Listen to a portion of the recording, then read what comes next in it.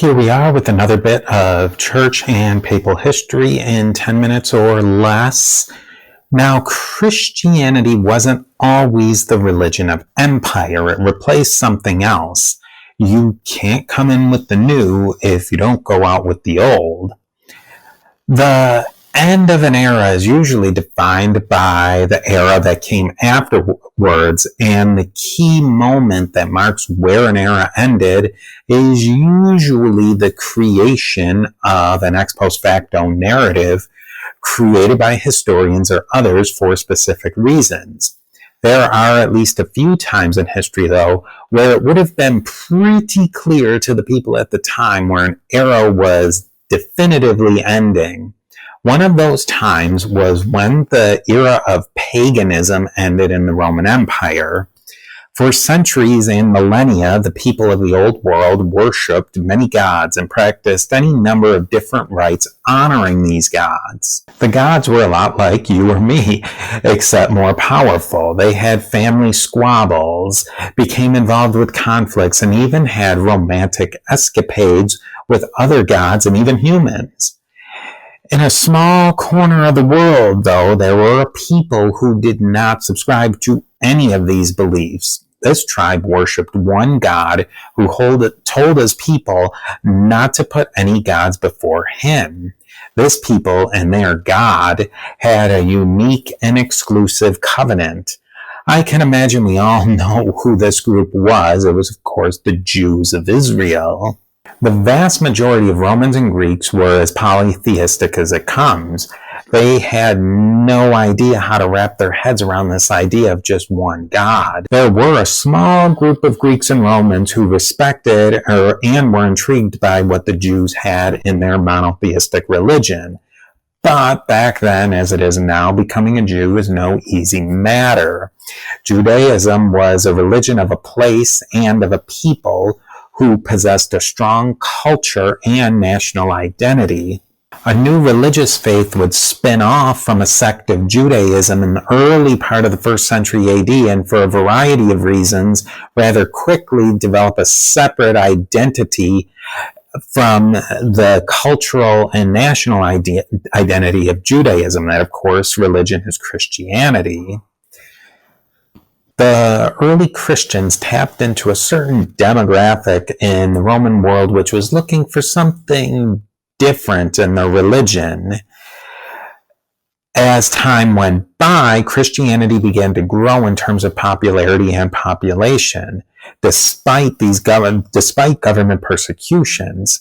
Around the end of the 3rd century, there was a lull in the persecutions, and Christianity really started to pick up steam at that point. At the very end of the 3rd century and very beginning of the 4th, a lull in persecution would end with a bang in the initiation of the largest persecution Christianity had faced up to that point, the persecution of Diocletian. What started off as a mild arm twisting to turn people off from Christianity fairly quickly turned into a plan for the eradication of the religion. The terms of persecution weren't carried out to fidelity equally across the whole empire. Some places, particularly in the east, the persecution was carried out with vicious efficiency. In other parts of the empire, most notably in the western and northern parts of the empire, the persecution almost was not enforced at all. That was largely because of the leanings of Constantius Chlorus, the leader of one quadrant of the empire.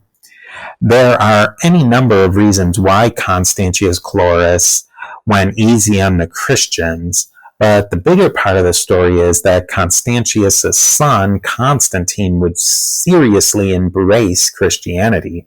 He wouldn't fully commit to the religion until the last moments of his life, but Constantine would become a huge advocate for the faith. In 313, shortly after Constantine solidified his control of the western portion of the Roman Empire, he issued his Edict of Milan.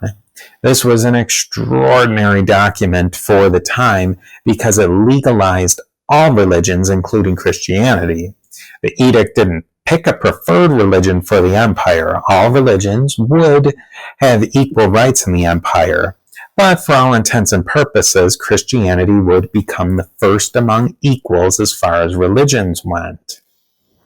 As the 4th century progressed, Christianity grew at a rapid pace.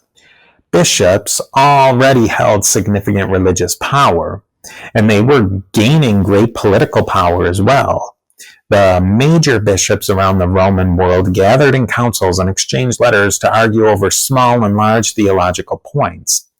All during this time, paganism slowly slipped into the background.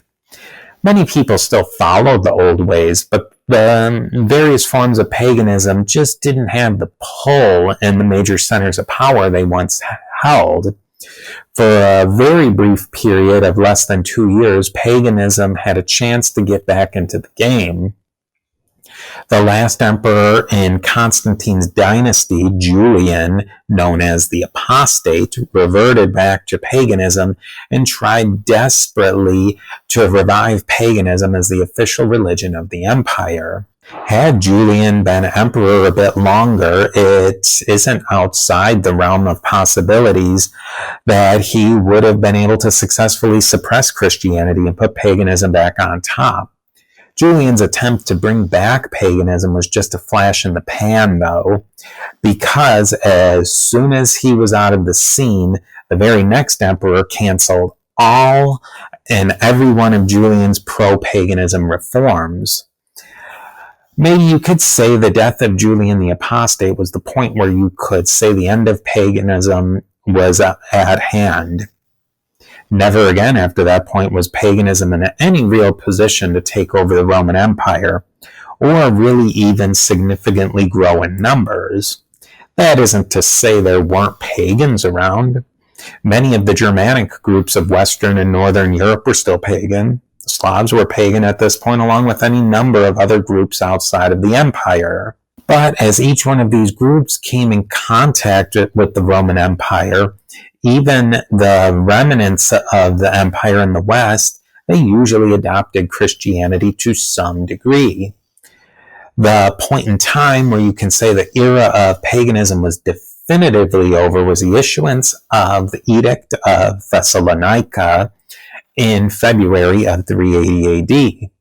This edict ended the religious freedom of the Edict of Milan and said that the official and only religion of the Roman Empire was Nicene Orthodox Catholic version of Christianity. That decree not only blocked out paganism, but also a great number of other sects of Christianity. Paganism as a religion, or more aptly religions, is not easy to define. But the era of the various forms of paganism was over by the late 300s, and thus began the era of the monotheistic religions that we talk about today. Now, I hope you enjoyed this little piece of church history in 10 minutes. If you like these videos, make sure you click like, subscribe, and ring the bell to get more just like it and get updated when episodes are published. I also want to thank all of those great Patreons out there on the History of the Papacy Diptychs. You do so much to keep this operation going, and I really couldn't do it without you. So if you want to get on the History of the Papacy Diptychs, follow the links below, and I will talk to you next time.